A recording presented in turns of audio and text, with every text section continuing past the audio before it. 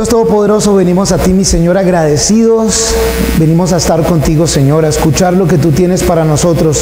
Te rogamos, te suplicamos, mi Señor, que con tu palabra, tu Espíritu Santo nos hable hoy a todos y cada uno de nosotros que estamos necesitados de tu palabra, mi Señor. Tú conoces nuestros corazones, tú conoces nuestras necesidades aún antes de que hablemos, mi Señor. Y no es coincidencia que nos encontremos aquí hoy. Te suplicamos entonces, te rogamos, mi Señor, que hagas este tiempo un tiempo eficiente, útil, mi Dios, con el cual glorifiquemos tu santo nombre y con el cual seamos edificados con tu palabra, con tu voluntad, con tu poder, mi Señor. Pues queremos vivir para ti, Dios. Ayúdanos, mi Señor, a no conformarnos con una vida a la deriva, sino que vivamos una vida intencional de acuerdo a tu plan perfecto, mi Señor. En tus manos nos encomendamos en el nombre de Jesús. Amén. El libro de Joel. ¿Ya lo encontraron todos? Bueno, les di harto tiempo ahí. Yo vi varios durante los anuncios, todavía eran cuadrando allí. Bueno, ya estamos en Joel. Este es bien corto. Son 3 capítulos. Creo que lo vamos a poder hacer en 2 sesiones, 3 como máximo. En esta primera de hoy, pues una introducción así rápido. El nombre Joel significa Jehová es Dios. Ese es el nombre de este profeta del cual vamos a estar estudiando. Qué nombre bien lindo. Jehová es Dios. Me encanta. Y muy poco se sabe después de eso. La escritura ahorita vamos a ver que simplemente nos dice que es hijo de un hombre llamado Petuel. No nos dice mucha cosa acerca de él. Ese nombre Joel, de hecho, es un nombre bastante común, no solo en el Antiguo Testamento, Nuevo Testamento, pero hoy en día. He conocido a varias personas Joel o Joel. De hecho, normalmente suena más moderno cuando le llaman Joel, pero todavía se utiliza mucho. Es un libro bien pequeño, pero lleno de información muy importante. Muy importante. Habla de promesas espectaculares. Aun cuando Jerusalén está casi destruida, habla de promesas de rescate, de cumplir el destino que Dios le ha dado a esta ciudad santa. Los escritos de Oseas eran por inspiración divina, pero motivados por una crisis personal, si se acuerdan, en su matrimonio, en su familia. Los escritos de Joel, inspirados por Dios, son motivados por una crisis al nivel nacional. No se trata de él no es la ilustración, sino que la ilustración va a ser una crisis bien grande al nivel nacional. Sus profecías están dirigidas en su mayoría al reino de Judá, el reino del sur. Acuérdense que Israel está dividido en 2, 10 tribus hacia el norte, el reino del norte, 2 tribus hacia el sur, Judá y Benjamín, que es el reino de Judá.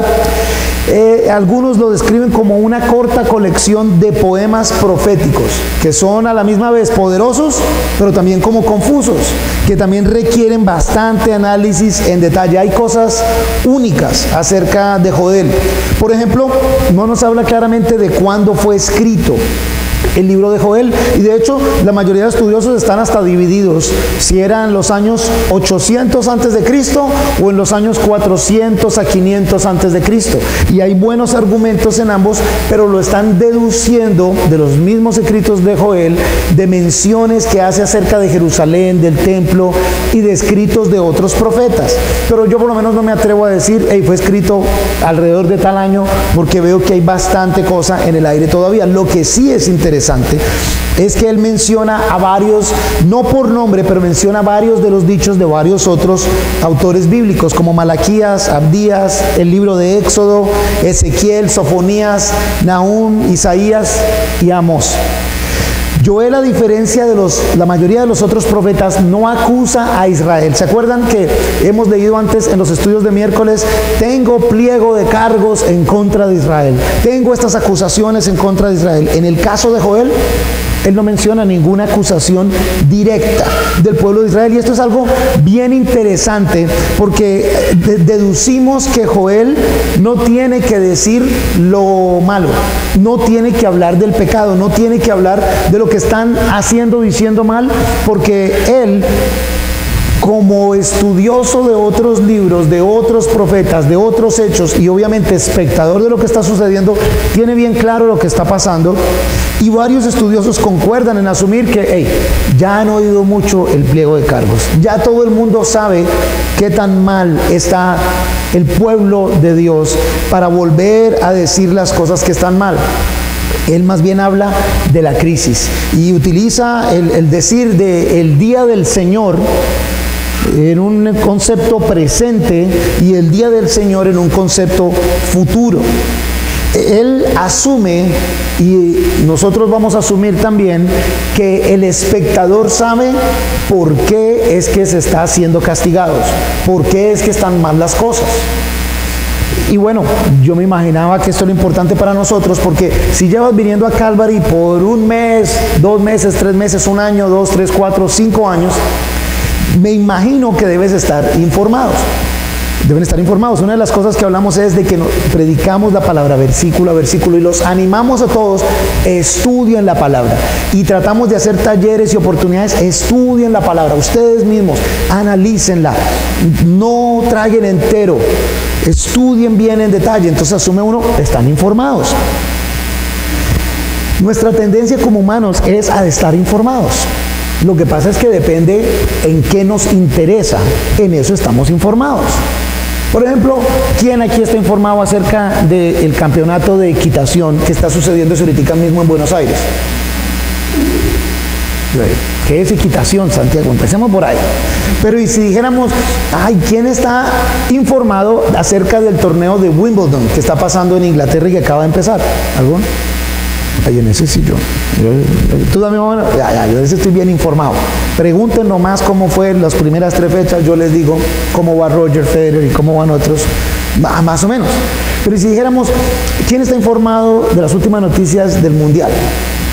Ya, y si la mayoría, y si ya, bueno, pero ya es otra cosa. Acaban de hecho de nombrar pastor a Jerry, a Falcao, son pastores ya de iglesia, porque he visto que, mejor dicho, les faltan las alas a esos muchachos para ser angelitos.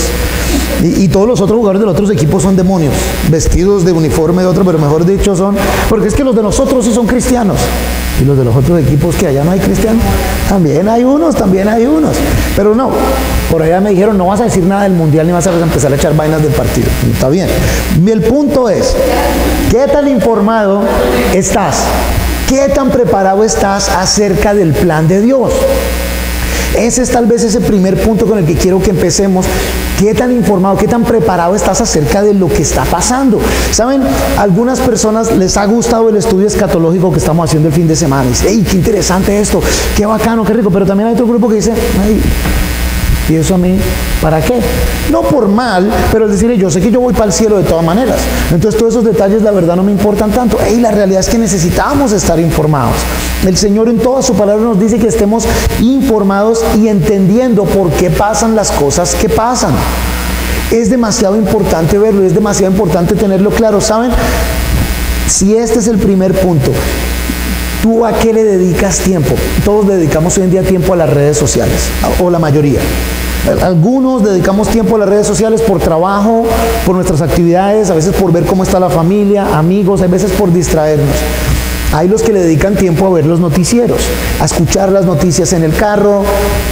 Cuando dijimos redes sociales, pues obviamente resumen allí Facebook, Instagram, Snapchat, todas las otras que hay. Pero también hay el desatrasarse uno de noticias con un amigo, con una amiga en un café, a charlar, a conversar, qué más ha habido, y se informa uno. ¿Qué tanto tiempo eso está bien, nada de eso está mal. Pero ¿qué tanto tiempo le dedicas a informarte acerca del plan de Dios y el propósito de Dios? El por qué estás aquí, el para qué estás aquí, el qué está haciendo Dios. ¿Saben? Hay cuestionamientos diariamente cuando suceden cosas. Y muchas veces la gente va a mirar al cristiano, a la cristiana, para que dé explicaciones. ¿A qué me refiero? Estaba precisamente en México. Para el día jueves ya sabía que había una niña que venía enferma, una niña de 15 años, parte de la congregación de una iglesia, hagan de cuenta el Turbaco de... ¿Dónde era que estaba yo? Mérida. Mérida, hay un pueblito que se llama Tavi, a 1h30 de Mérida, y había una familia que estaba bien mal porque una niña de 15 años que cantaba en alabanza y todo, llevaba 5 semanas enferma, de la nada, se enfermó, empezó mal, cada vez más mal, hospitalizada, en esa semana estaba bien mal. De hecho nos dijeron los que estábamos hablando ahí, ¿quién tiene sangre O positivo para donar? Porque le van a empezar a tener que hacer transfusiones. ¿Cómo? Bueno, y gracias a Dios había 2 que empezaron a hacer las donaciones. El jueves cuando yo llegué, ese día me iba a tocar a mí hablar por la noche, yo vi que no estaba el pastor de la iglesia, no estaba el asistente, no había otro, y dije, entonces, ¿qué hacemos hoy? Bueno, Santiago, dale tú ahí ayuda, y bueno, ahí medio organizamos, y pues de lo primero que hicimos fue, vamos a orar por esta niña porque me dicen que está grave. Al terminar yo de hablar, me pasan un papel, la niña ha fallecido. Ok, una niña de 15 años, estaba muy sana, de la nada. Y entonces, no solo la iglesia, no tanto la iglesia, pero es el resto de personas. Ajá, y si esta familia era una familia de la iglesia, y si esta era una niña cristiana, una niña que cantaba en la alabanza, ¿qué pasó ahí? ¿Qué dolor de esto que está pasando? ¿Qué sufrimiento tan grande es? Y por supuesto uno empieza a pensar lo frágil que es la vida. ¿Quién se levanta pensando, hoy me voy a enfermar, y de hecho esta enfermedad, 4 o 5 semanas o 4 o 5 días, me va a llevar ¿a dónde? ¿A la muerte? O dirías, o me voy a ir a encontrar con Jesús.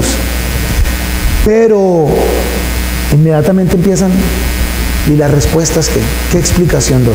Y si tú no tienes claro, y si tú no estás informado acerca del plan de Dios, acerca de cómo obra Dios, y acerca de la perspectiva eterna y la perspectiva divina que debemos tener, tú vas a ser otro de los que va a estar rasgándose vestiduras y muerto del dolor. Duele, va a extrañar a la persona, pero tengo la esperanza bienaventurada del Señor, o es la esperanza de vida aquí y ahora, y el resto es, me estoy muriendo.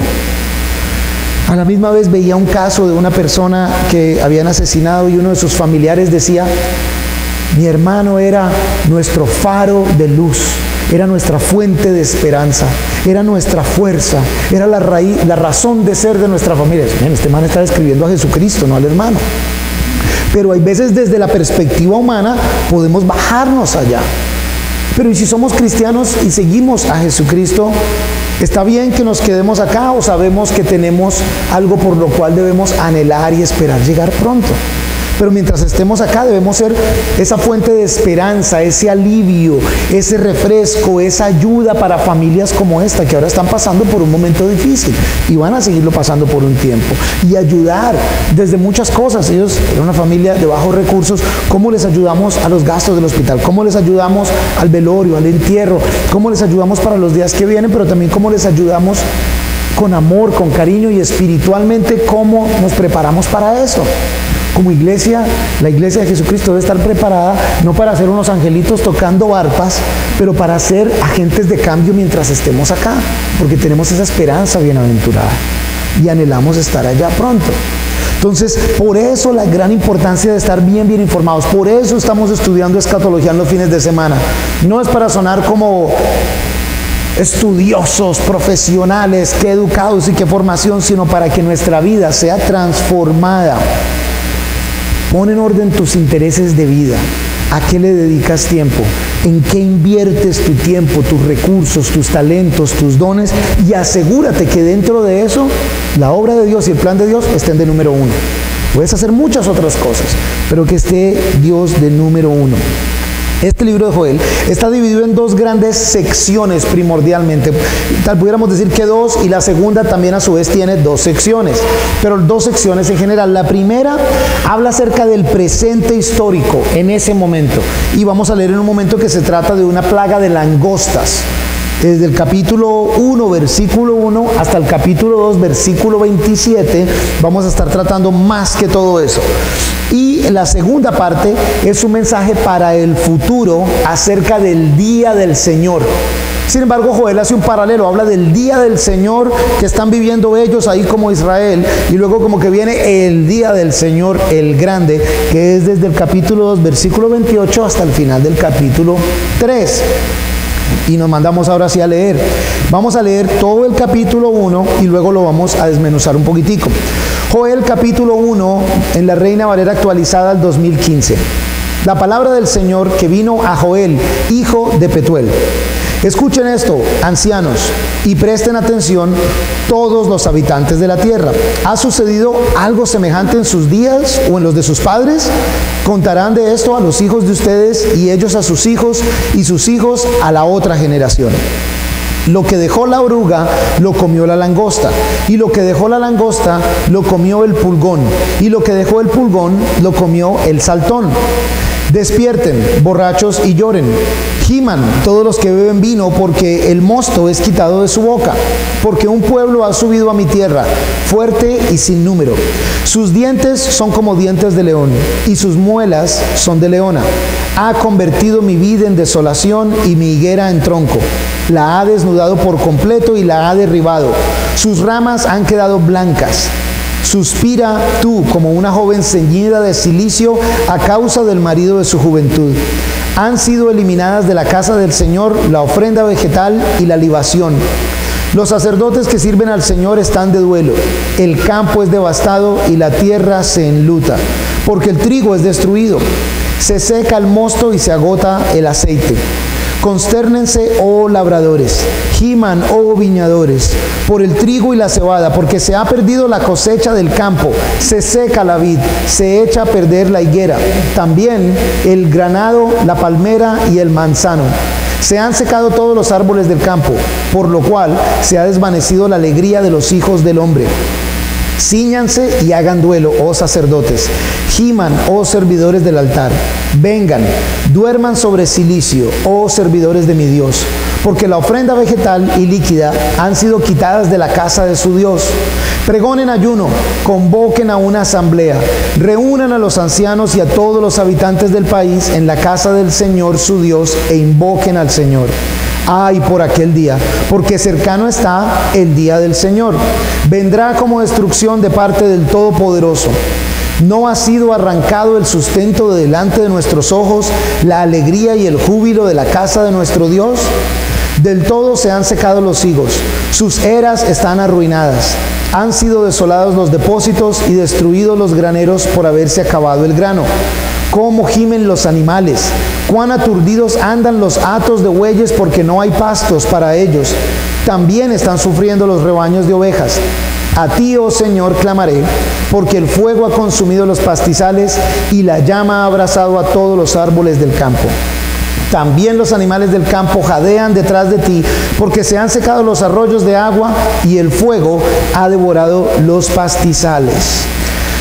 Joel habla de una plaga de langostas que completamente destruyen los cultivos, la economía en general de la región. ¿Saben? Esas langostas son increíbles. Estuve leyendo, hay más de 20 clases de langostas. Distintos tamaños, y eran indudablemente una plaga que aquejaba la región en la época y todavía hoy en día de vez en cuando vienen. Es más, estuve leyendo que incluso en Argentina ya han tenido algunos problemas con las langostas, y es un insecto voraz. Se dan cuenta que el escrito es un estilo de escrito poético. De hecho, algunos estudiosos sugieren que Joel, aunque no se dice mucho de él y asumen por otros escritos judíos y historiadores, que Joel era también un religioso que trabajaba en el templo también, y que esto eran como cánticos que compartían, porque de alguna manera se enseña a través del cántico, y viene con este estilo así de poesía. Pero poesía que está describiendo un acto o un evento terrible, la destrucción de estas plagas.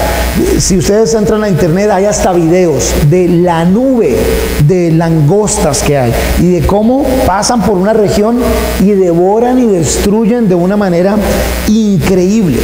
De hecho, nos hace recordar de la octava plaga en Egipto. ¿Se acuerdan cuando el Señor está en el proceso de liberar a Israel? La octava plaga era la plaga de langostas, de la cual se dice que habría una como nunca ha habido antes y nunca volvería a haber. Y es interesante que aquí Joel pregunta, ¿han escuchado de algo como esto? Casi incluso como un tono irónico para el pueblo de Israel. Si tú conocieras la historia del pueblo de Israel, sabrías que fue una nación liberada por Dios milagrosamente de la esclavitud en Egipto, y sabrías de la octava plaga. Pero si de pronto no sabes, es porque nunca te has preocupado por ver acerca de tu historia, pero sobre todo no te has preocupado nunca por ver acerca de lo que Dios ya ha hecho en tu vida. Y es interesante porque, miren, no sé cuánto tiempo lleva cada uno caminando con el Señor, pero de seguro que cada uno tiene ya un historial de cosas que Dios ha hecho por nosotros. ¿Te acuerdas de esas cosas? ¿O son cosas que pasan y se olvidan? ¿Saben? Normalmente nos acordamos de las cosas malas. Esas cosas malas normalmente nos marcan. Pero las cosas buenas que hace Dios por mí cada día son fáciles de olvidar tristemente. Y es porque no recordamos y no estamos pendientes de lo que Dios ha hecho por nosotros. ¿Alguna vez alguno de ustedes ha orado por salud o ha orado para que se dé una situación y la situación se da y tan de buenas? Menos mal me salió tal cosa. Y yo creo que yo he sido culpable de eso. Y yo creo que después me he dicho, no, ¿cómo así que tan de buenas? ¿Cómo así que menos mal? Si fui yo, no me pediste pues que te ayudara, yo te ayudé. Y uno es como, ay, menos mal que sí me llamaron para ese trabajo. Claro, es que un amigo mío me recomendó. No fue tu amigo, fue el Señor el que respondió a la oración. No oraste por sanación, te estabas enfermando. Hace como, hace 2 semanas, mi esposa había salido como de un virus que le dio, estuvo bien mala. Y ya para el fin de semana, el domingo, empiezo a sentir yo los mismos síntomas. No, qué horrible, y la mala noche que ella pasó. Y yo, Diosito, por favor, no. Y creo que le dije a un par de personas, ayúdenme a orar por esto. Y ese día pasé mal, pero al siguiente día ya estaba mejor. ¿Cómo seguiste? No era el virus. De pronto sí era, pero el Señor me sanó. No sé cuál es, pero nuestra primera reacción es a explicarlo humanamente. Y se nos olvida del Dios poderoso al cual seguimos. Y de pronto fue Dios en que, te sané de una. Tendría lógica, a mí sí me sanó, a mi esposa de pronto no. Porque no está ahí, puedo decir esas cosas. Bueno, esta plaga de langostas, Joel dice incluso el día del Señor, porque esto es algo tremendo y no lo tienen que buscar, pero en Joel 1.15, en Joel 2.1, en Joel 2.11, en Joel 2.31 se menciona acerca del día del Señor. Solo que ya en el segundo capítulo sí se menciona el día del Señor grande y temible. De la misma manera en que otros profetas se han referido a ese día del Señor, un día de juzgamiento, un día en que el Señor iba a juzgar a Israel, a las naciones, pero también viene la redención. Pero es un día en el que se va a hacer justicia y Dios va a imponer su mano.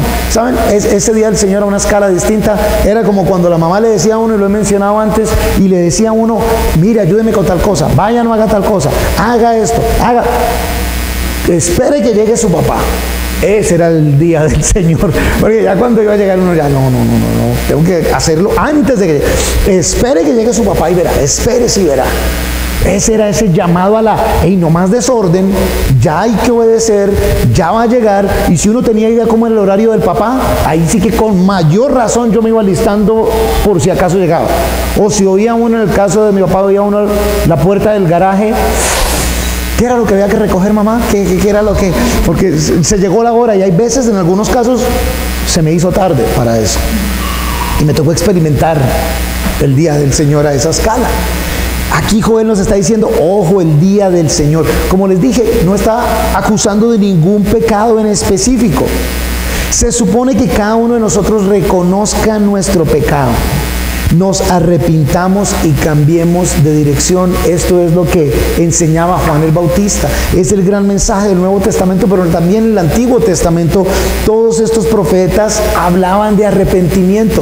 Como les digo, es una de las razones por la cual estudiamos la Biblia versículo a versículo, capítulo a capítulo, e incluso en un tema como el tema de la escatología, porque necesitamos saber qué es lo que viene, por qué es que viene, cómo es que viene, para quién viene. La mayoría de gente se asustaba por eso, y lo leímos en una de las escrituras, porque ese día vendrá todo esto sobre todas las naciones de la tierra. Y wow, excepto los de aquellos cuyos nombres están escritos en el libro del Cordero, ¿no? Cambia la expresión. Pero cuando yo no sé, como que entonces sigo haciendo lo que quiera. ¿Saben? Por años la iglesia asustaba a la gente para que llegara al cielo. Cristo viene pronto, te vas a ir al infierno, arrepiéntete, que al infierno y el infierno, y se predicaba mucho el infierno. Entonces, no, yo no quiero ir al infierno, está bien, yo me arrepiento. Y como funcionaba por mucho tiempo fue así. Pero ya entonces el mensaje era solo infierno, solo infierno. Entonces, no, qué cuento de infierno, si estos no hacen sino decir lo mismo. Y a medida que pasaban los años y que Cristo viene pronto y nada que viene, entonces todavía tengo tiempo. Pero hace unos años cambió y era solo gracia. Solo sí, no, Padre, Cristo te ama, repite esta oración y listo, ya estás bien. Y la transformación de Cristo en mi vida, el poder del Espíritu Santo de Dios en mi vida, ¿en dónde está? Y la diferencia es hoy en día, en mucha iglesia no se dice nada del infierno, no se dice nada acerca de la segunda venida de Jesús, no se dice nada acerca del juzgamiento, no se dice nada, incluso 2 clases de juzgamiento, no creo que este fin de semana, pero sí el otro, vamos a hablar, es el juzgamiento para castigo y el juzgamiento para el equivalente como cuando participas en una competencia. Y luego vienen a dar las medallas de oro, de plata y de bronce, ese tipo de juzgamiento. Ok, los que terminaron la carrera vamos a darle al primero, al segundo, al tercero. No es tampoco todo el mundo igual. Nos han vendido ese, no, todos somos igualitos. No, de pronto vas a ser siervo inútil. O de pronto te estás yendo para el infierno aún viniendo a la iglesia. Porque no se trata de ir a la iglesia y con eso ya estoy salvo. No se trata de repetir una oración y con eso ya estoy salvo. Se va a llegar un día. Y hay veces, en este caso, por ejemplo, se está hablando de, ojo, que viene el gran, terrible día del Señor. ¿Estamos viviendo lo que estamos viviendo? Por lo que ha pasado. Él empieza primero diciéndole a los más ancianos. Y en este caso no habla a los ancianos más antiguos de la iglesia, sino a los ancianos avanzados en años. A los que se supone que tienen más conocimiento de la historia y de las escrituras. ¿Alguna vez han oído ustedes una tragedia como esta? Oigan, ustedes pongan cuidado. ¿Alguna vez han oído algo como esto? Casi que les dice, ustedes si han leído Éxodo capítulo 10, por ahí en el versículo 14, habla acerca de esta plaga de langostas. Ustedes sí han oído que en ese momento el Señor trajo una plaga de langostas sobre los egipcios para liberar al pueblo de Israel, pero ahora ustedes han forzado al Señor a que traiga la misma plaga de langostas sobre ustedes por la desobediencia que tienen. Esa es la traducción moderna de lo que Joel les está diciendo allí. No les tengo que recordar su pecado, pero miren que lo que está pasando por lo que ustedes están haciendo. Por eso está pasando, porque se han olvidado de Dios. Y para nosotros hoy en día, gracias a Dios aquí no tenemos langostas, pero no estamos exentos. Nuestro clima aquí, aprendí eso leyendo, es clima favorable a las plagas de langostas. Y eso cuando se empieza a multiplicar es increíble controlar eso. Y no los pueden exterminar porque son necesarios en el ecosistema también. Entonces no los pueden acabar del todo. Increíble la cosa. Esto está pasando porque se han olvidado de Dios. ¿Será que hay cosas que están pasando en nuestra sociedad porque nos hemos olvidado de Dios? ¿Será que hay cosas que están pasando en mi casa porque me he olvidado de Dios? ¿Será que hay cosas que están pasando en mi vida porque me he olvidado de Dios? ¿Saben? Como que dejamos eso que sea una historia distante y lejana de lo que Dios ha hecho. Nos olvidamos de las glorias del Señor y nos enfocamos en las glorias de nosotros en el momento de nosotros. Ojo con ese tipo de cosas. Joel empieza a exhortar a los más ancianos en este caso. Y les está diciendo, hey, en ese caso era para liberarlos, pero ahora es causa de la desobediencia. Ojo con la obediencia con el Señor. Lo siento mucho, pero en ninguna parte en la Biblia dice, si repites estas palabras, ya listo, estás listo para el cielo. Pero por el contrario, sí hay evidencia de que es una vida transformada la que da evidencia de que Cristo habita en ti y de que el Espíritu Santo de Dios está en ti. Ten cuidado con eso porque se debe notar en nuestras vidas. Las consecuencias van a demostrar si estamos obedientes o siendo desobedientes. Aprovecho para una confesión. Hoy venía para acá, es uno de los días que me quedo en la casa, puedo trabajar en estudios y cosas así, y venía para acá ya por la tarde, un poquito afanado también ya, y entonces uno de esos buses que van a 10 kilómetros por hora para recoger gente, y el carro que iba al frente mío pues se fue a pasarlo y yo también me lo paso. Tan pronto pasamos, veo la policía y nos hacen los dos. Nos paran en la billetera, así yo, uy, ¿y la billetera? ¿Dónde está la billetera? El mismo que me cuenta, ni siquiera tengo billetera. Entonces el hombre me para, sí señor, buenas tardes, ¿para dónde va? Sí. Y su licencia y tal. Hombre, la verdad no tengo la billetera. Mamá me mira con una cara. Y entonces, ¿qué hacemos? No sé, espere, yo llamo a ver si está en la casa, llamo a mis hijas, no, papi, aquí no está, llamo a mi esposa que estaba acá. No, aquí tampoco está. Yo, ¿cómo? Estará la billetera. Yo, no le sirve el seguro, aquí está el seguro, la tarjeta. No, pero yo necesito su licencia. Bueno, pero mire el seguro mientras tanto. Y qué buenísima gente. Me dice, no, ¿qué hago? Me dice, y aparte de eso lo paré, porque usted se está pasando ahí hay doble línea amarilla. Sí, señor, discúlpeme. Gracias. ¿Qué me lo va a poner bravo al hombre? Yo le di una razón para que me parara. No solo le dio esa razón para que me parara, pero y ahora tengo otro problema, que es mío, no es de él, el hecho de que yo no tenga la billetera conmigo. Y yo, bueno, ahora sí más embalado. Y entonces, ¿qué hacemos? No, pues señor, espérese, yo aunque sea voy y pido el número de cédula, llamo a alguien para que usted vea que sí tengo. Entonces vaya, habla con el otro. ¿Y usted qué hace? ¿Será que sí le digo que trabajo en una iglesia o no? ¡Qué pena! No, yo trabajo en una iglesia. ¿Pero cómo así? ¿Qué hace allá en la iglesia? No, yo soy el pastor. ¿Cómo? No, solo. Sí, yo soy el pastor. Y se mira con el otro y se ríe. Y yo, no sé, yo no sé. O sea, perdón por pasarme allá, es que hoy no tengo excusas, discúlpeme. ¿Sabe que eso le da un ticket? Sí, señor, eso me da una multa, sí. Y la licencia, la verdad, no. En este momento no sé en dónde pueda estar esa licencia, no tengo ni idea, no sé dónde estaba mi billetera. Entonces viene el otro y me dice, ¿y usted qué es lo que hace? Trabajo con una iglesia. Que es el pastor, dice, le dijo los... ¿Y dónde queda la iglesia? Y le dije, ¿se llama Río? No, mentiras, no. Hay que cortar eso del video. Le dije yo, Calvary Chapel, que hay en Boca Grande, en la carrera cuarta. Y me dice, mira, mijo, lo voy a dejar ir, pero no lo puedo dejar que siga porque no tiene su pase. Devuélvase para su casa, vaya, búsquelo y tal, no vuelva a salir así, porque si yo lo dejo ir, de pronto lo paran en el otro lado y es peor. Además, bien, háganos un favor. Ore por nosotros.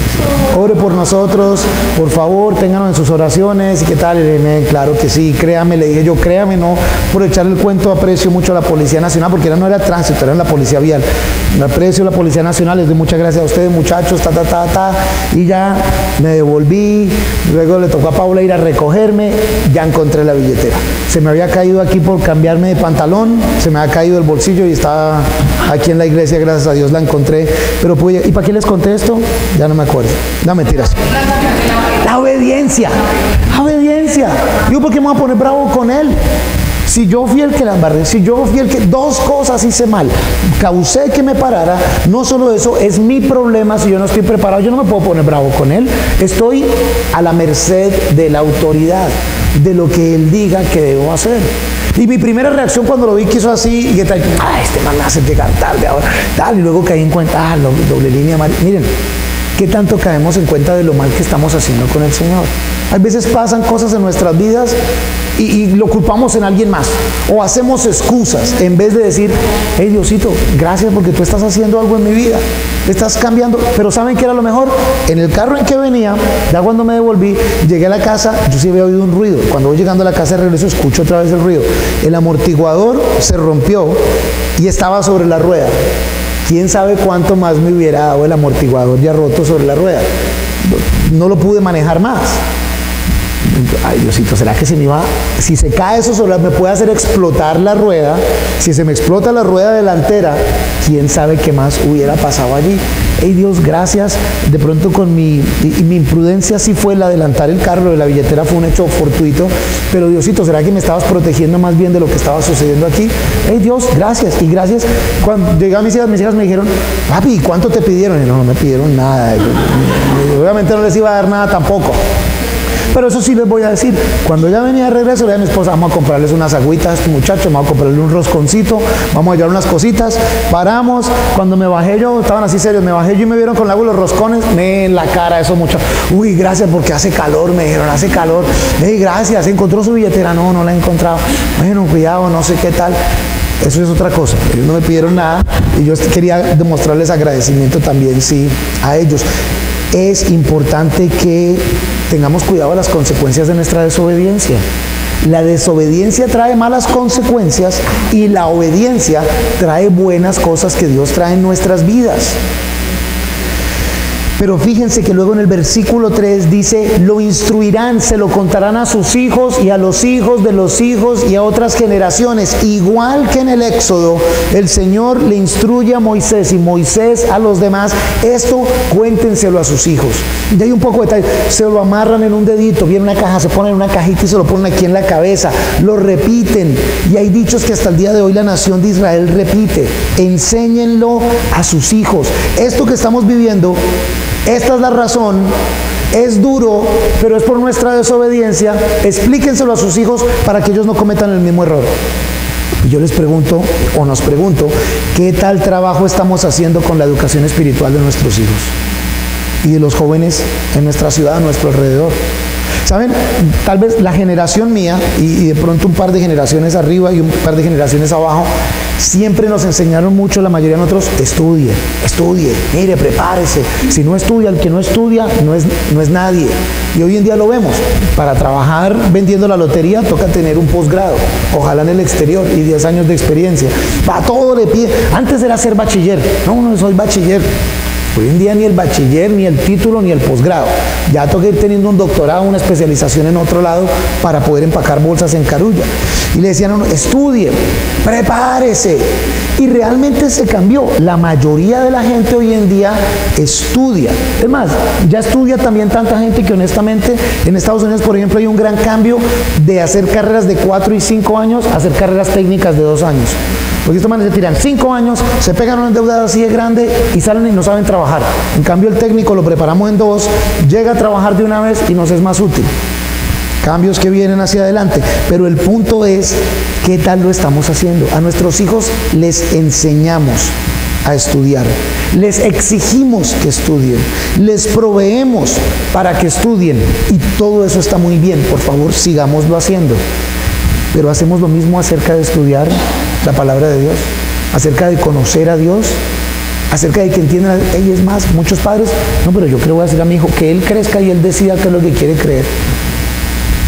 Y entonces, ¿para qué estás ahí? De decoración nomás, de proveedor. Cómprale un seguro más bien y ya con eso está bien, que coja la platica a ver qué hace. ¿Qué tanto estamos haciendo con eso? ¿Será que saben? En la mayoría de las iglesias, diría yo en un 99% de las iglesias por lo menos, la edad entre los 15 a los 22, no hay nada en la iglesia para ese grupo. Muy pocas cosas. En muchas porque no diezma el de esa edad. Los papás sí, entonces enfoquémonos en los adultos. Pero esos jóvenes, ¿qué? Esos pelados y peladas que están pasando por tantas dificultades, tantos cambios, tantos problemas, ¿de qué manera están siendo equipados en la palabra de Dios? ¿De qué manera se está ayudando para que tengan una relación con Dios? Salen hay veces del ministerio de niños y no hay nada más, sino hasta más adelante. Y está bien, pueden estar aquí, pero por lo menos saben que en el fin de semana tratamos de tener un estudio para jóvenes que incluye ejemplos de jóvenes, cosas y de manera en que tienen que ver con los jóvenes a su edad. Y quisiéramos hacer mucho más, pero también necesitamos más personas que quieran invertir en estos jóvenes, hombres y mujeres, que ayuden y apoyen y enseñen. No digas, si no tengo hijos, entonces yo no tengo problema con esto. Hay muchos otros jóvenes y jovencitas que necesitan escuchar, que necesitan ser inspirados, que necesitan ser motivados. ¿Y quién les va a contar la palabra? ¿Quién les va a decir? ¿Y quién les va a decir con experiencia qué es lo que creen? ¿Cómo crecen nuestros niños aficionados a una selección o a un equipo? Es porque desde pequeños les enseñamos. Entonces qué rico ver las familias con los niños, las niñas también vestidos de Colombia y que la bandera y les pintan la carita. Está muy lindo eso. Pero qué tal que fuéramos así apasionados para enseñarles de nuestro Dios también. Y saben, se los digo, hay gente que no viene el domingo que porque los niños no quisieron venir a la iglesia. ¿Cómo así que los niños no quisieron venir? Vamos para la iglesia, es que no es una opción. Voy a enseñarte qué es lo que creemos, por qué lo creemos. Empieza, debemos ser parte de ese proceso. Y esto aquí Joel está animando a que se supone que se le diga a todos. Luego, cuando habla de estos, hay 4 en el versículo 4. No es que esté describiendo 4 tandas distintas de insectos. Algunos decían, vino una plaga de langostas, luego vino otra plaga de langostas, luego vinieron otros. Al contrario, los describe, y en la traducción en español y en la de inglés, de hecho, porque en el idioma original lo da mejor, habla claramente que son 4 etapas en el desarrollo de la langosta. De hecho dice, los grandes, las pequeñas, las larvas y las orugas. Y todas tienen la capacidad destructiva. Todas. Unos son peores que otros. Cuando la langosta sale, primero no puede volar, pero tiene unas patas súper fuertes y por eso son saltones. Y de hecho hacen un ruido cuando saltan, lo fuertes que son. Y luego vuelan. Y luego están poniendo huevos también. 2 veces al año se duplica la población de ellos. Entonces menciona estas 4 etapas del crecimiento. Y son mencionadas también luego en Joel en el capítulo 2, versículo 25. Eso nos confirma también que de hecho cuando menciona en el capítulo 2, versículo 25, hablando del gran día del Señor y la restauración que viene, dice: yo restituiré los años que se llevó la langosta, hablando de eso, lo cual quiere decir, esto no fue un incidente de una vez y ya, sino que fue alrededor de pronto un proceso al menos de 2 años, a medida que estas 4 etapas fueron pasando. Luego en los versículos 4 al 12 se le habla a la población en general acerca de cómo la vida en abundancia se había acabado. Y chistoso que dicen, los borrachos, los bebevinos están en problema porque ya no hay uva, ya no va a haber cómo más hacer. Y le habla a varios, le habla a los sacerdotes, no van a poder cumplir su trabajo. Los labradores, la economía como tal, todas las personas, todos los entes de la sociedad están inhabilitados para funcionar. No es algo que afecta solo a unos, en este caso es para todo el mundo. Hay veces hay distintas crisis, pero un sector de la economía se beneficia. En ese caso, ese mencionar del versículo 4 al 12 de distintos estamentos de las sociedades, todo el mundo está en problemado. No hay comida, no hay bebida, no hay siquiera cómo hacer el servicio con el sistema sacrificial que se les había enseñado. Algo bien grave. Y en el versículo 13 al 14 viene el llamado al arrepentimiento. Empezando por los sacerdotes, que no tienen ni siquiera cómo presentar un sacrificio, pero sí se les llama a que se arrepientan a ellos mismos. Cíñanse y hagan duelo, oh sacerdotes. Empieza por ahí. Giman, oh servidores del altar. Otra traducción dice clamen. Vengan, duerman sobre cilicio, pónganse la ropa de costal, oh servidores de mi Dios, porque no hay ofrenda vegetal ni líquida, han sido quitadas de la casa de su Dios. Empieza, miren dónde viene la restauración de una sociedad. Primero ustedes que son los apartados para servir a Dios, ustedes arrepiéntanse, porque ustedes han estado mal. Si ustedes hubieran estado haciendo su trabajo, tal vez la sociedad en general no estaría tan mal. No todos, pero la sociedad en general no estaría tan mal. Arrepiéntanse, arrepiéntanse. Hagan ayuno, pidan perdón, clamen. Cuando esos líderes de la iglesia hacen eso, luego en el versículo 14, pregonen ayuno, convoquen a una asamblea, reúnan a los ancianos y a todos los habitantes del país en la casa del Señor su Dios e invoquen al Señor. Nuevamente entonces, empieza por la iglesia y luego involucren a las personas de la sociedad, a toda la comunidad. Y ahí sí convoquen a un ayuno, convoquen a una asamblea. La necesidad del arrepentimiento es una responsabilidad también de cada uno de nosotros. De que si en el caso de nosotros Cristo nos ha redimido, no podemos seguir viviendo la misma vida de antes. Pero más adelante vamos a ver cómo ese arrepentimiento debe ser de todo corazón, donde haya prueba, demostración, indicación del arrepentimiento. Y eso debe incluir el que sufra cuando estoy haciendo algo malo, el que sufra cuando uno se dé cuenta que la embarró. Créanme, en serio, no es chiste. Hoy sufrí cuando la orilla, qué pena. Número uno es qué pena. Solo es ahora que pase alguien de la iglesia. Qué pena. Primero miraba a los patrulleros que no fueran a ser de los que conozco, porque qué pena con estos patrulleros. Qué pena. Y créanme que no lo cuento aquí como algo tan chistoso y tan... No, qué pena, porque de todas maneras pasé en donde no debía pasar. No debe uno sufrir, y es algo de lo que Joel está mostrando aquí. Pónganse ese símbolo de ponerse en ese del cilicio, es ponerse como ropa de costal, que lastima, que incomoda, que se demuestre, estén incómodos, que les moleste, que les rasque, que les pique, que les dé alergia, que les saque costra el pecado y el hacer las cosas mal, para que no se olvide. ¿Se acuerdan del gran avivamiento? El avivamiento más grande en toda la historia de la Biblia, el avivamiento más grande, fue precisamente con otro profeta que vamos a leer, y es Jonás, en la ciudad de Nínive, en donde alrededor de 120,000 personas se arrepintieron. Hasta los animales los mandó poner en ropa de costal el rey. Hasta los animales. Hasta los animales estaban en ayuno. En serio, luego lo vamos a leer. Ni los animales, ni nadie coma nada. Y esto es una cosa muy seria. Y lo que Dios va a hacer es muy serio. Entonces, no, volvámonos del mal camino. ¿Será que nuestro arrepentimiento se ve así, de esa manera? en donde me duele.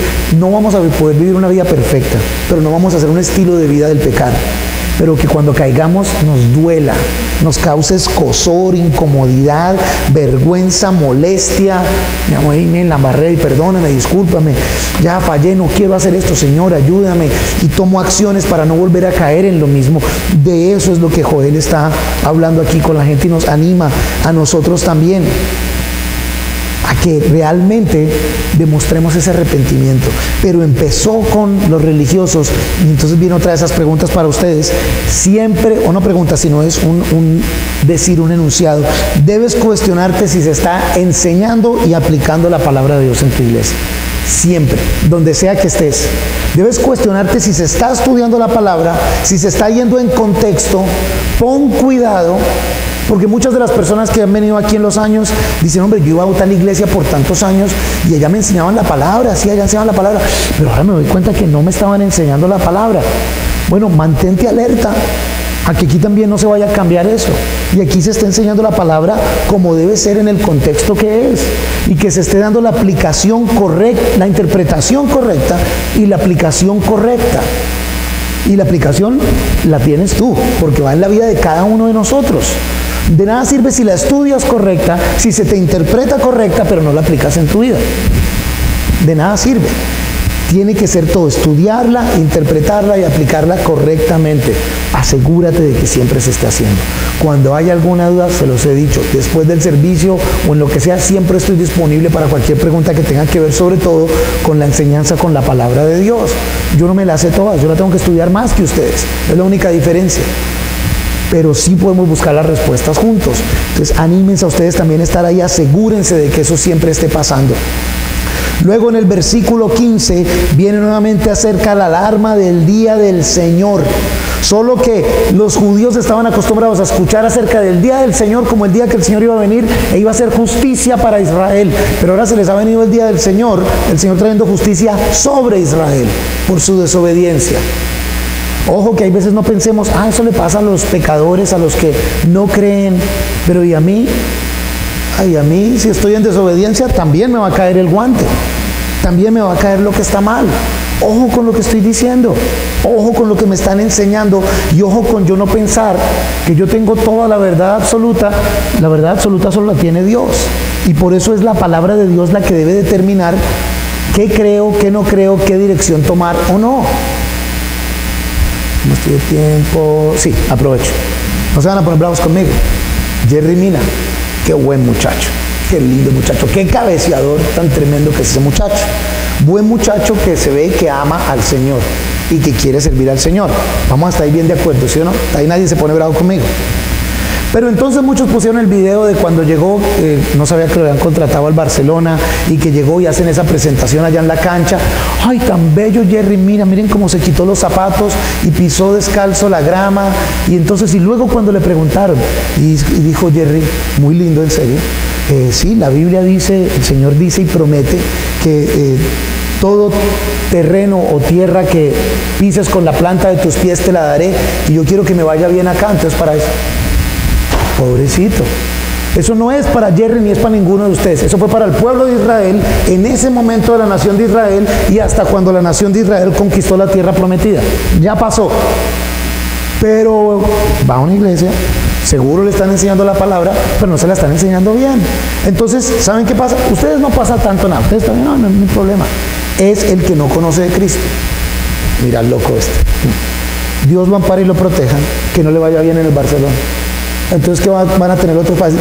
Y tanta vaina que hizo, agüeros, vainas esotéricas, cosas raras ahí, mire que no pasó nada.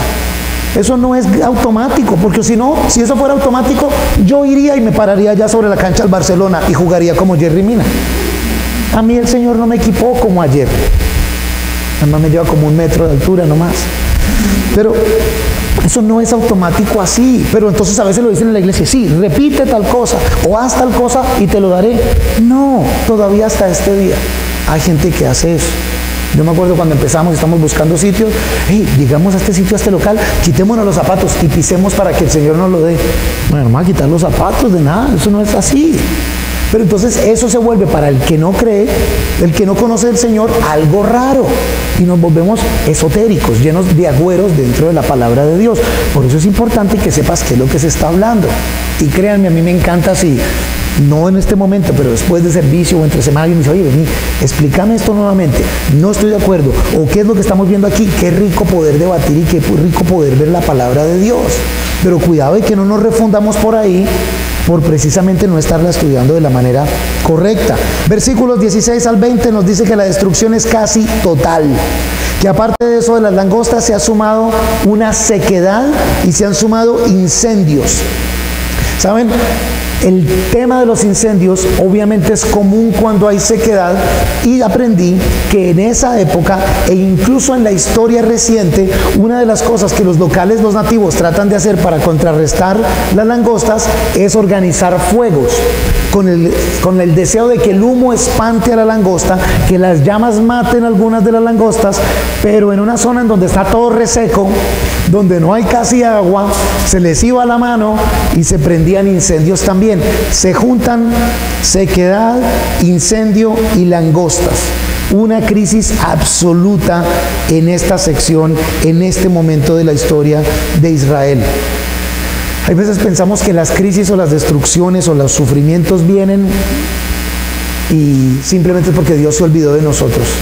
Pero aquí indudablemente es porque Dios no se olvida de su nación y está buscando traerlos a Él. Y está buscando a través de esto que pongan atención nuevamente en Él. Lo he dicho antes, no obliguemos al Señor, que tanto nos ama, a que nos tenga que poner en línea, en disciplina. En esas acciones no la quiere nadie. Pero entonces, ¿por qué tomamos acciones y por qué vivimos de manera en que no le queda a Dios otra situación que tener que disciplinarnos? Cuando Él tanto nos da tanta oportunidad, tanta instrucción, y nosotros apelamos solo a la parte de la disciplina. Capítulo 2, así rápido, porque el capítulo 1 es un poema y el capítulo 2 es otro poema que da una historia paralela. Versículo 1, toquen la corneta en Sión y griten en mi santo monte. Tiemblen todos los habitantes de la tierra, porque viene el día del Señor. Y ahora miren la descripción: día de tinieblas y de oscuridad, día de nublado y de densa neblina, como negrura. ¿Qué explicación? Tinieblas, oscuridad, nublado, densa neblina, como negrura. Oscurísimo, que se despliega sobre las montañas. Es un ejército grande y fuerte. Nunca antes ha subido algo semejante, ni después de ello ocurrirá por años de generación en generación. Delante consume el fuego y detrás abraza la llama. La tierra que antes era como el jardín de Edén será después como desierto desolado. No habrá quien escape. Y aquí se empieza a utilizar la figura literaria de si eran las langostas en el capítulo 1. Aquí se habla del gran día del Señor, y ahora viene más bien la ilustración a través de las langostas de un ejército poderoso, increíblemente grande, como nunca se ha visto antes. Viene a hacer guerra. Su aspecto es como el aspecto de caballos, y corren como gente de a caballo. Con estruendo de carros saltan sobre las cumbres de los montes, con crepitar de llama de fuego que consume la hojarasca, como pueblo fuerte listo para la batalla. Delante de él tiemblan los pueblos y palidecen todos los semblantes. Corren como valientes, como hombres de guerra escalan la muralla. Cada uno sigue su camino y no abandonan sus sendas. Ninguno tropieza con su compañero, cada uno va por su calzada. Aún cayendo a causa de la espada no rompen su formación en la ciudad. Van saltando por el muro, corren por las casas, suben por las ventanas y entran como ladrones. Delante de ellos tiembla la tierra y se estremecen los cielos. El sol y la luna se oscurecen y las estrellas retiran su fulgor. El Señor da la voz delante de su ejército. Enorme es su campamento y poderoso es el que ejecuta su palabra. Grande y temible es el día del Señor. ¿Quién lo podrá resistir? Así como la langosta ha asolado esta tierra, así como la langosta ha causado destrucción en el punto que estamos en una crisis más allá de lo que nos podemos imaginar, que afecta a todo, el gran día del Señor vendrá. y vendrá un ejército poderoso, incomparable, grande, y habla sobre todo incluso ya metiendo el sol y la luna y las estrellas. En la traducción en el idioma original habla de que el sol se oscurecerá y la luna incluso se volverá como de sangre. Palabras utilizadas por otros profetas también. Las estrellas no brillarán su luz. Viene un día grande y terrible, muy similar, pero en el futuro. Y entonces, de la misma manera que en el poema del capítulo 1, en el versículo 12, viene el llamado al arrepentimiento. Pero en esta parte es más específico y detallado. Mire, pero aún ahora, dice el Señor, vuélvanse a mí con todo su corazón, con ayuno, llanto y lamento. Desgarren su corazón y no sus vestidos. Este versículo aquí es tan espectacular, estos dos, el 12 y el 13. Vuélvanse a mí con todo su corazón, sí, con ayuno, con llanto y lamento. Desgarren su corazón, no sus vestidos. Saben, de seguro han visto películas que para el judío esas malas noticias, lo que fuera, se cogían y se rompían la ropa, y esa era señal de que qué desastre, qué cosa mala. Aquí el Señor dice, no hagan esos despliegues exteriores. Más bien que sea su corazón el que se desgarre. Lo que les decía un poquitico en el capítulo 1. El que sufra con esta situación. Que sea algo interior el que odies pecar. El que te apasione servir al Señor. El que apasionadamente obedezcas al Señor. Y en el que tu arrepentimiento sea uno de todo corazón. El verdadero arrepentimiento nada tiene que ver con religión. Todo lo tiene que ver con la manifestación, con la demostración, desde adentro hacia afuera, de una relación íntima con Dios, en el que nuestro mayor anhelo sea el de demostrar con nuestras vidas esa relación, ese amor, esa devoción, esa dedicación por Dios. Eso sí es arrepentimiento, cambio en el corazón. Solo una vida transformada da testimonio de que Cristo reina en nuestras vidas. Una vida transformada. No tener una Biblia, ir a una iglesia, vestirse de cierta manera. Es una vida transformada. La religiosidad y la hipocresía, déjala fuera de tu vida, pero que sea desde adentro hacia afuera ese cambio. Vuelvan al Señor su Dios, porque Él es clemente y compasivo, lento para la ira, grande en misericordia, y desiste del castigo. ¿Quién sabe si desiste? Cambia de parecer y deja tras sí bendición, es decir, ofrenda de vegetal y líquida para el Señor su Dios. Toquen la corneta en Sión, pregonen ayuno, convoquen a la asamblea, reúnan al pueblo. ¿Sí ven lo mismo que en el capítulo 1? Santifiquen la congregación, agrupen a los ancianos, reúnan a los pequeños y a los niños de pecho. Salga el novio de su cámara nupcial y la novia de su dosel. Los sacerdotes que sirven al Señor lloren entre el vestíbulo y el altar. Digan, perdona, oh Señor, a mi pueblo. No entregues tu heredad a la afrenta para que las naciones se enseñoreen de ella. ¿Por qué han de decir entre los pueblos, ¿dónde está su Dios? Increíble, la misericordia de Dios prevalece sobre la inmundicia de nuestro pecado. Y es espectacular cómo dice que Dios es lento para algo. Si Dios es el más rápido, es el más fuerte, es el más poderoso, es lento para la ira. Y es más su deseo y su amor por nosotros. Ese amor sin condición es más grande que la ira que siente por nuestra traición y por nuestro rechazo. El verdadero arrepentimiento trae entonces más bien bendición. ¿Qué bendición en este caso? Aquí terminamos, versículo 18. Entonces el Señor tuvo celo por su tierra. Otra traducción dice, el Señor mostró amor por su tierra y se apiadó de su pueblo. El Señor respondió a su pueblo diciendo, he aquí, yo les envío granos, vino nuevo y aceite, y serán saciados. Nunca más los entregaré como ofrenda en medio de las naciones. Yo haré que se alegren. ¿Y saben? Porque dice, nunca más los entregaré como ofrenda en medio de las naciones. Es una de las razones que sabemos que esto es futuro y que esto no ha sucedido todavía, pues Israel todavía ha caído a través de la historia. Yo haré que se aleje de ustedes lo que viene del norte. La plaga de langostas, que todavía afecta a sectores, viene desde el sur, sobre todo desde la tierra de Egipto, y hay veces pasa por Israel, pero nunca viene del norte. En este caso habla de un ejército que viene del norte. Si has estado viendo los estudios escatológicos, clave acerca de ese ejército que viene del norte. Yo haré que se aleje de ustedes lo que viene del norte. Lo arrojaré a tierra seca y desierta. ¿Se acuerdan? Leímos una profecía que decía esto. Su vanguardia hacia el mar oriental, que es el mar Muerto, y su retaguardia hacia el mar occidental, que es el mar Mediterráneo. Se levantará su hedor y subirá su putrefacción, porque ha hecho grandes cosas. Oh tierra, no temas, alégrate y regocíjate, porque el Señor ha hecho grandes cosas. No teman, animales del campo, porque los pastizales reverdecerán, porque los árboles llevarán su fruto, la higuera y la vid darán su riqueza. Ustedes también, oh hijos de Sión, alégrense y regocíjense en el Señor su Dios, porque les ha dado la lluvia primera en su justa medida. También hará descender sobre ustedes la lluvia temprana y la tardía como antes. Las eras se llenarán de trigo y los lagares rebosarán de vino nuevo y de aceite. Yo les restituiré los años que comieron la oruga, el pulgón, el saltón y la langosta, mi gran ejército que envié contra ustedes.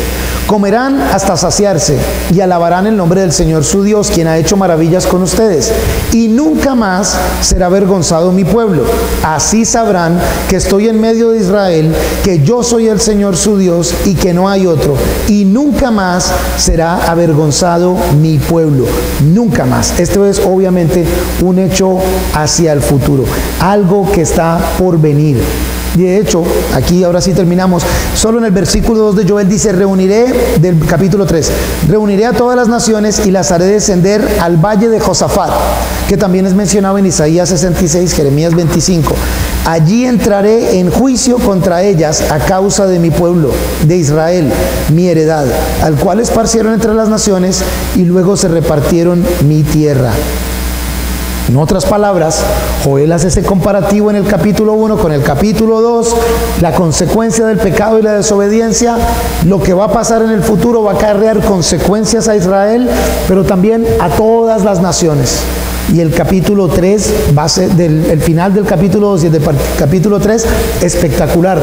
Es una de las mejores secciones de escritura, hablando del Espíritu Santo de Dios, ahora no solo para el pueblo de Israel, sino para todos nosotros. Ese es el que vamos a hacer el próximo miércoles. Por hoy, cuidado con la desobediencia. Participa del programa, enseña, demuestra tu arrepentimiento, enséñale a otros. Y ten claro que es importante saber cuál es el plan de Dios para saber para dónde vas. ¿Qué estás haciendo? ¿Qué está haciendo Él? ¿Por qué lo hace? ¿Y para qué lo hace? Vamos a orar y luego terminamos cantando una última canción al Señor. Dios Todopoderoso, te damos gracias por este tiempo, mi Señor. Te damos gracias por tu palabra que no falla, por tu palabra de vida, mi Señor. Te damos gracias por tu instrucción y te pedimos perdón, Señor, si todavía permitimos que el pecado tome predominancia en nuestras vidas, Señor. Si todavía permitimos que la desobediencia sea el pan de cada día, te rogamos, Señor, que nos perdones. Y te rogamos que nos llenes de tu Espíritu Santo, pues no lo queremos hacer así, Señor. No queremos tener un estilo de vida de pecado, al contrario. Queremos que nuestras vidas reflejen tu amor, tu poder, tu gracia, mi Dios. Entonces, Señor, si ha sido así hasta ahora, que esta noche tú hagas el cambio, mi Dios, en nuestras vidas. Que tú nos transformes, Señor. Si hemos recibido tu instrucción, si hemos tratado de interpretarlo, Señor, de la manera correcta, te rogamos que determinadamente lo pongamos en práctica en nuestras vidas. Que lo apliquemos cada día, mi Señor.